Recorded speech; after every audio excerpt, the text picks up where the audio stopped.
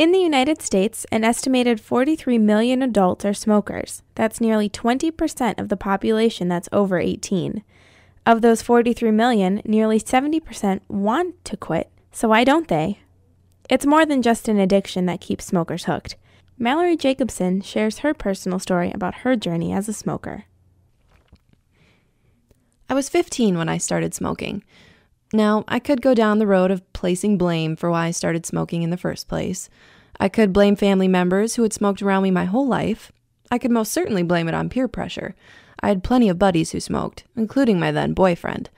Or I could even go as far as to blame the societal norms of my somewhat trashy, small hometown. Or I could just be honest. I started smoking to be a badass.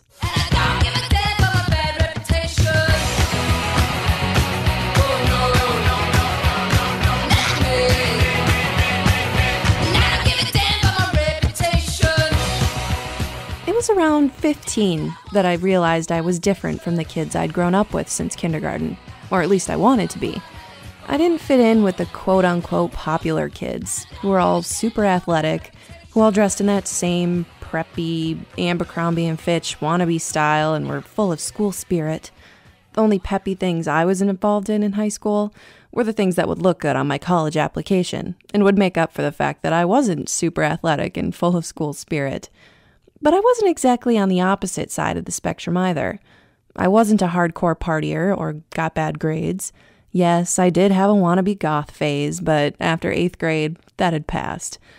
I was one of those kids who was friends with almost everyone, but I didn't really identify with one particular group. So, in a sense, I made a group for myself. I was well known in high school, but not popular. I got good grades, but I wasn't a prep. I was involved in theater and show choir, but not in sports. And just to throw everyone off, even though I was nice and polite and just a little bit quirky, I was also a smoker. Hey, remember that time when I would only smoke Parliament? Hey, remember that time when I would only smoke Marlboro? So it became part of my image, my personality. Hi, my name is Mallory. I have a 3.8 GPA. I'm on the National Honor Society and the Student Council, but I'm also a theater nerd, I love rock, and I'm a smoker. I'll be the first one to admit that high school was very much about what other people thought of you, especially in high school grades 7 through 12 with a 400 student body count. My point is, being a smoker was part of who I was. It was part of my identity.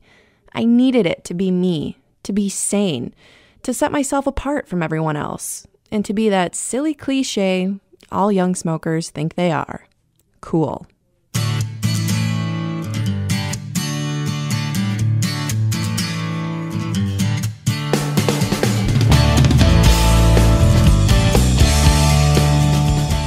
For the rest of high school and into my first 2 years of college, I had no reason to quit. I loved smoking.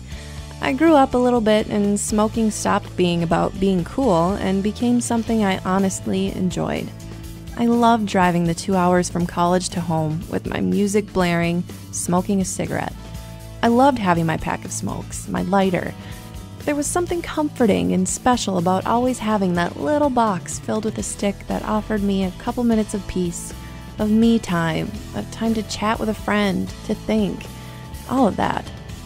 I was even roomed with my first college roommates on the basis that I was a smoker. We all were. And what do you think we did to seek comfort in those first few days of living alone for the first time ever?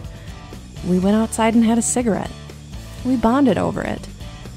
I was always really honest about how much I enjoyed smoking too. I never tried to be one of those smokers who never really fully committed to it and tried quitting every couple of weeks. I always said, I have no reason to quit. Maybe I will someday, but right now I just don't have a reason. And I didn't have a reason for 5 years. Until I met him.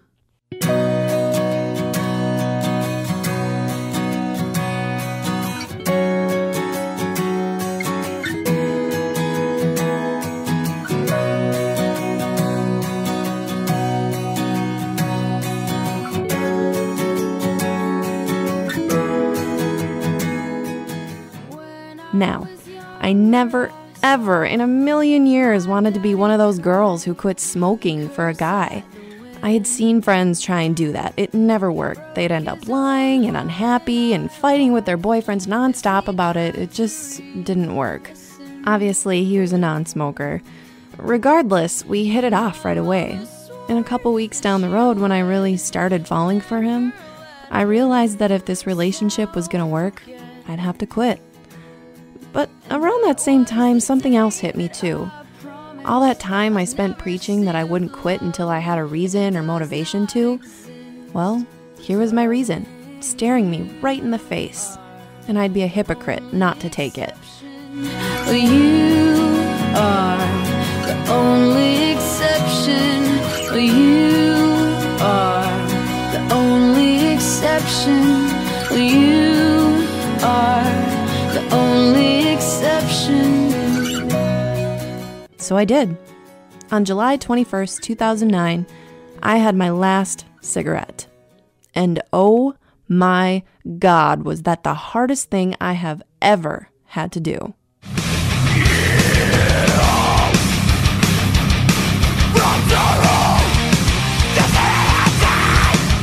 I was crabby and I was touchy and snippy and irritable 24/7 for those first few days. Having a piece of Nicorette gum is so not the same, and I had to fight the urge to eat like a crazy person. I missed smoking when I was in the car. I missed having my pack, having that me time, smoking after a meal, smoking when I was bored, smoking when I drank. I just missed smoking. Even after the nicotine withdrawals passed, it was all my habitual smoking places and times that were driving me crazy. I felt insanely incomplete and sad and different. I felt like I wasn't myself for a while.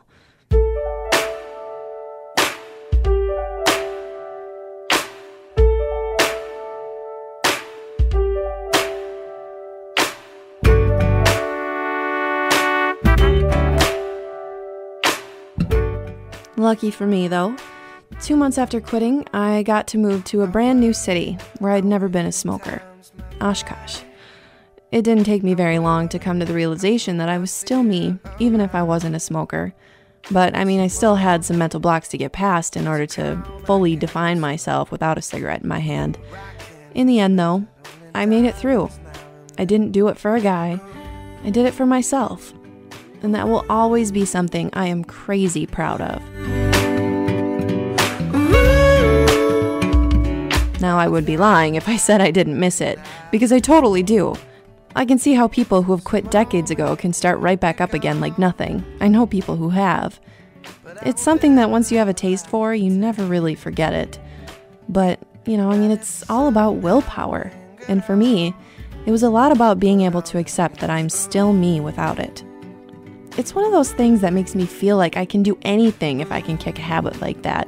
It's such an accomplishment. I wish I could put it on my resume because, I really showed myself what I'm capable of in quitting. So yes, I miss it every day, but I'm a better me without it. And I can say that truthfully after roughly a year and a half without a smoke and mean it. 'Cause it just can't. It's not supposed to. For now, hear this. I'm Mallory Jacobson, and I'm a non-smoker. Did I sail through or drop my anchor down? Was anything enough to kiss the